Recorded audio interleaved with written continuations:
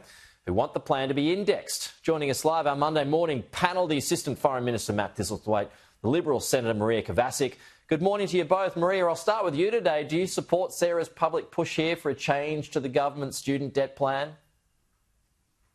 Good morning, and thank you for having me again.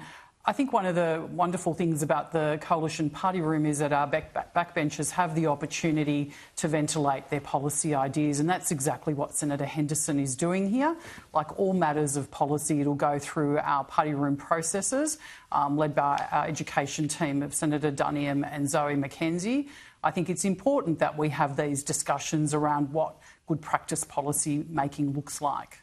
Do you think it's a good idea or not, that the change?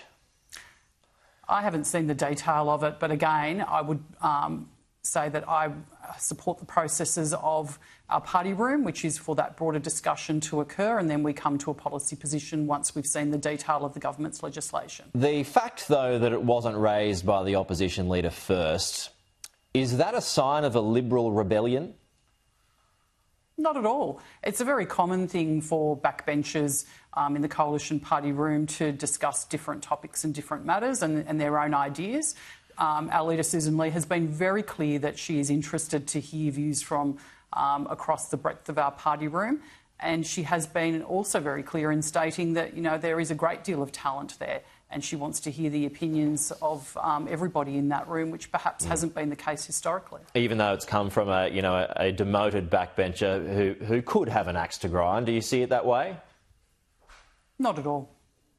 How do you feel about it, Matt? What's your read of that today? The Liberal Party's all over the shop on the issue of reductions in student debts, Pete. Before the election, they said they opposed our policy of 20% reduction in student debts. Last week, Susan Lee was open to the idea, which we thought was quite positive. Now we don't know where they stand. Sarah Henderson's thrown this in. I think you're right. I think there is an element to a bit of jealousy from Sarah Henderson in being dumped from that portfolio, so she's trying to stir a bit of trouble. Our position's very clear. Student debts will be reduced by 20%. It's a cost of living measure to help some vulnerable Australians in what's been a difficult period. So just on some of Sarah's argument here, let's just put this to you, Matt. So if it's indexed, that puts the onus on the government to keep inflation low, meaning less money for the taxpayer to fork out. So would this be entertained at all, Winnie? I mean, I know this is be a question for Jason Clare, but would this be entertained at all, any kind of change? No, we were very clear with our policy that we took to the last election. You had a dramatic increase in student debts because of inflation increases on the back of COVID, and that put a large impost on students' cost of living. We said we'd help them with that by reducing their debts by 20%. We also, Pete, increased the repayment threshold from $54,000 to $67,000. So that's another measure that assists people with their student debts. But our policy is very clear.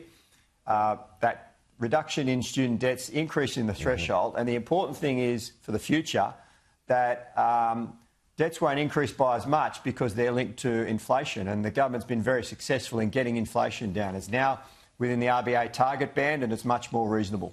OK, so just a final one, Maria, is are the Liberals all over the shop, as Matt points out, on this student debt plan? Because, I mean, I put this question to the opposition leader last week, if there were any other issues she had with that plan, and she said she didn't identify this one anyway. Look, I understand why it's confusing for the Labor Party because they're not allowed to speak freely, so they are bound by the caucus, and if they have their own ideas, they can't share them or they're booted from the party. We don't have that same premise. One thing I will say is one of the only reasons that this type of measure needed to come out is because this government was not able to manage inflation as it should. Inflation was higher for longer under this government, and that's why a measure like this was necessary, and that's why the government took it to the election. If they had been able to manage the economy in a better way, we wouldn't even been having this discussion. So just on that point, though, I mean, the idea is it puts the onus on the government, Maria. So if they're keeping inflation low, that means the taxpayer doesn't have to fork out as much. Is there a point to that? I think the reality of this whole context is that we have a scenario where we're having to assist Australians in measures because of this cost of living crisis that we have. We can't forget that this was of the government's own making. We can't continue to point to COVID. Treasury has been very clear that government spending needs to be cut.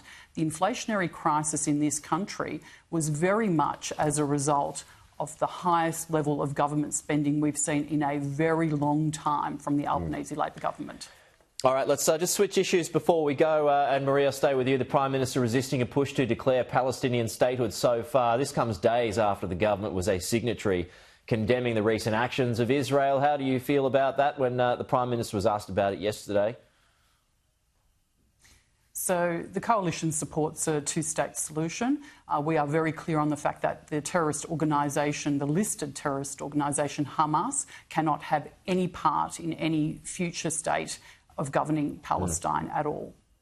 Will this still be the position of the Prime Minister when we're off to the UN next month, Matt?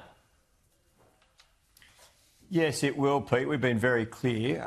We likewise support two states. That's the way we see lasting peace. But the conditions are not there at the moment.